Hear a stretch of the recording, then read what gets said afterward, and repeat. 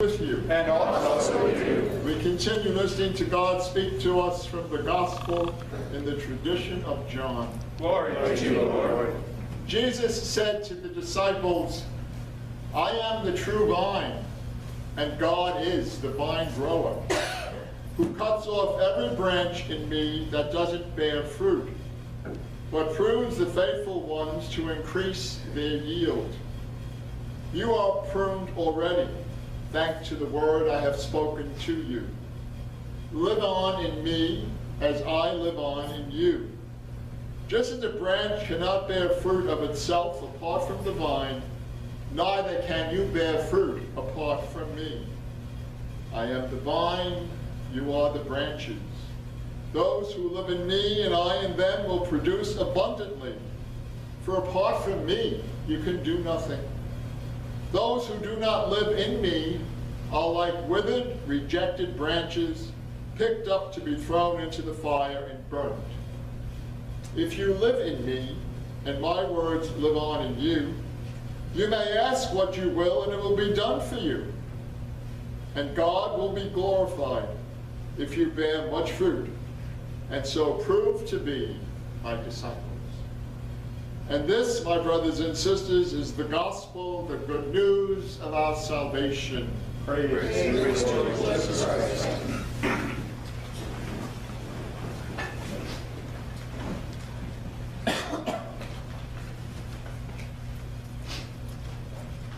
Good morning. Good morning. If we were to look into the history of first century Palestine, we would see that the concept of the Messiah, the one who is to come, the anointed one, however term we want to give to this individual who has been prophesied throughout the ages, we would see that a number of individuals had arisen proclaiming this particular role in the history of Israel. And they would gather people together of like mind, and basically they were intent on overthrowing the Roman government that was now in charge of Palestine.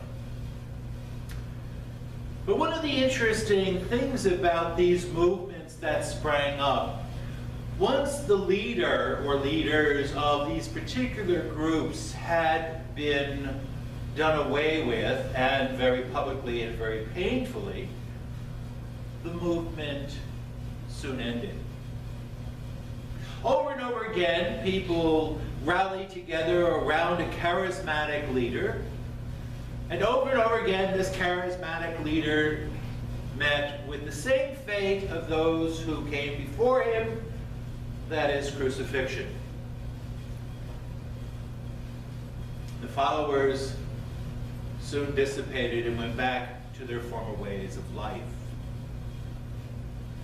I say this because of the fact that among these individuals was this itinerant preacher from the hinterlands called Galilee, from a very obscure, unknown village called Nazareth. And if the history of Jesus be true, we call him the son of the carpenter.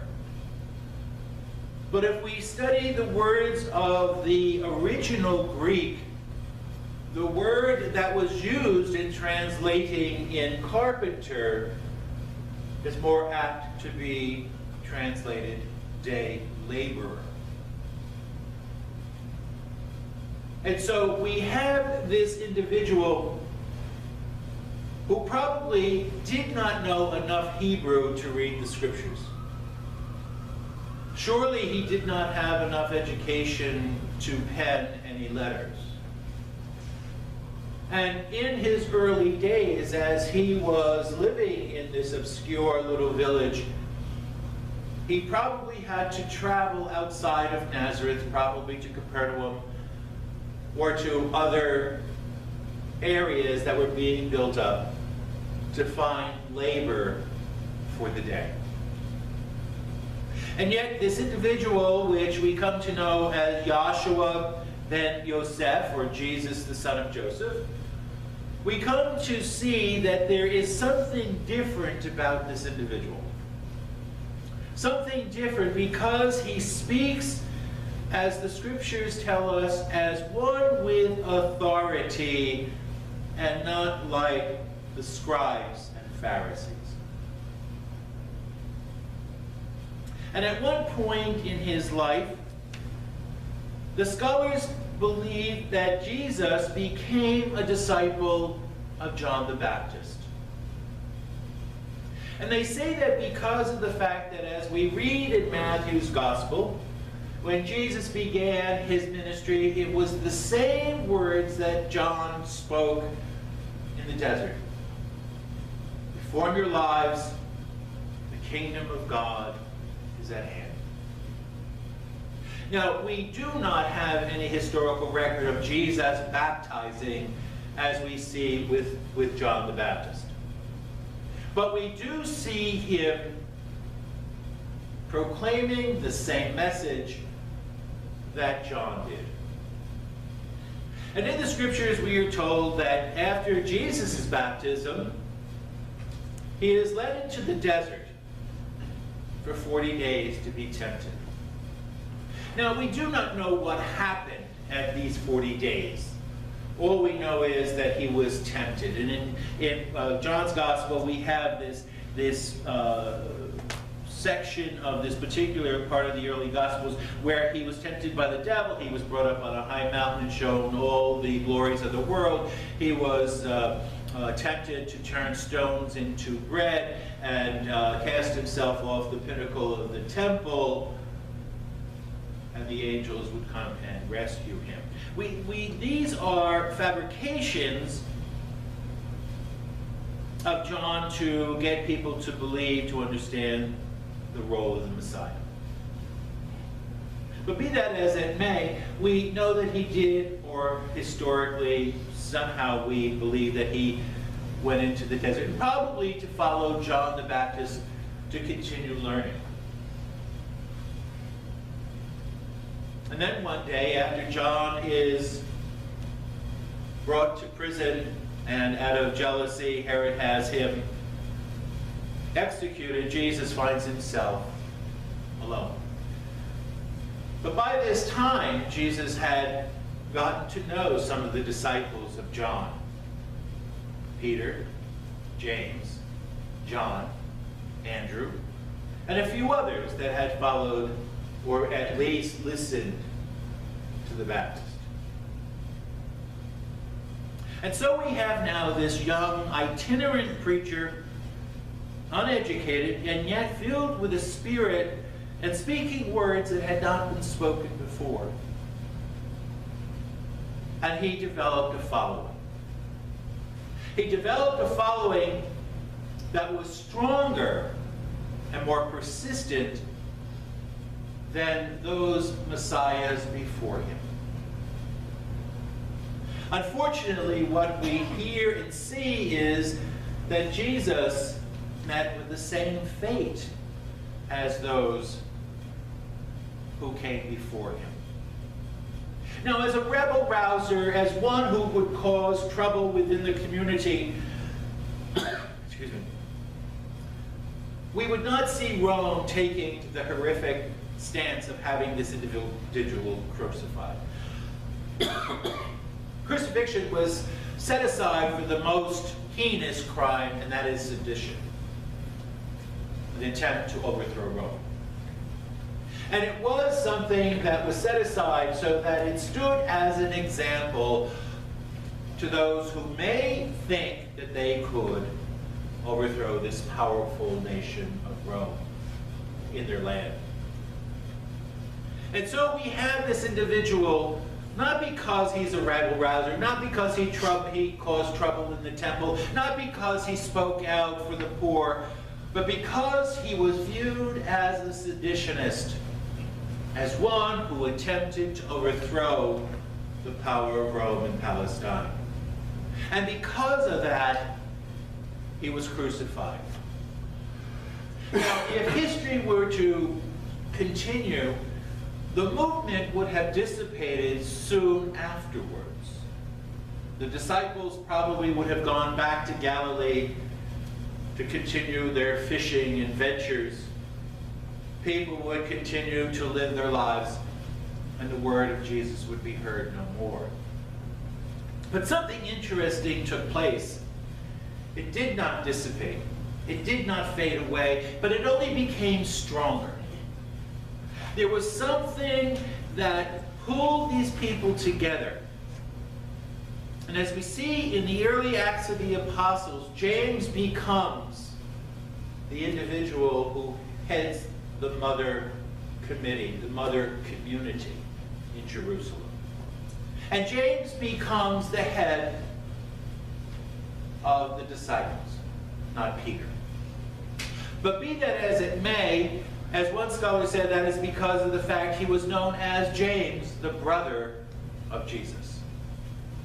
And so, who better to take up the standard than your own flesh and blood? Then we see Paul coming around. And we see him going out not just to the Jews, but to all the nations and proclaiming the good news. And as we heard in these readings this morning, the church continued to grow and to be at peace. What was it that caused this group of early, we'll call them Christians, and that word developed in Antioch not too soon after Paul had gotten there, these early Christians to make such an impact on their society? And that was because of what those outside the community saw. They saw a group of individuals who truly cared about one another, who truly cared about the well-being of their brothers and sisters. It moved so that people would say, behold these Christians, how they love one another. We see in the early Acts of the Apostles where individuals would sell what they had and lay it at the feet of the apostles so that those who were poor would have enough to eat. That everybody became equal in their society. And if a Christian had a loaf of bread and met a brother or a sister who was hungry, that bread would be shared. And if that person came and found a brother or a sister who was in want, that half of loaf would now become a quarter of a loaf, and so on and so on. And everybody may have just a mouthful of bread, but at least everybody would have something to eat. And so we see this group of individuals banding together, not because it was an easier way of life, but because of the fact that they believed that this life was something that would come to an end and something better was waiting for them. And for the poor who had no hope, for the poor who had no future, this philosophy of a kingdom, of a banquet, of a place where everybody would be at peace was very, very enticing. The opening lines of St. John's letter this morning is, "Let us love in deed and not just in word." And that is so true because the hallmark of the Christian faith is love. Now, love is one of those words that we see over and over again being used in a variety of ways. A couple comes together, and in their relationship, one will say to the other, "I love you," hoping that the response will be, "And I love you too." We hear it being said in the supermarket, going down an aisle and someone saying, "Oh, I just love that cereal." We see it when we hold our pets in our arms and go, Oh, Daddy loves you. And so over and over again, we use this word love. And so we tend to forget just what it means. And obviously, we understand that there are varying degrees of love. And yet, have we ever thought of what John was saying in his letter? Love in action and not just in word. You know, last week I spoke about analogies and how Jesus used them in his preaching to make the understandable understandable. And we do this all the time. The example I get when someone said, oh, that bump was as big as an orange. Well, we know what an orange looks like, so that bump must have really been big. And Jesus used these analogies when he talked about the Pharisees and the Sadducees, and echoing the words of Isaiah when he said, these people give me lip service, but their hearts are far from me. And Jesus reiterates that and builds up on that idea when he says, you are like whitened sepulchres. You're bright and shiny on the outside, but you're filled with dead bones.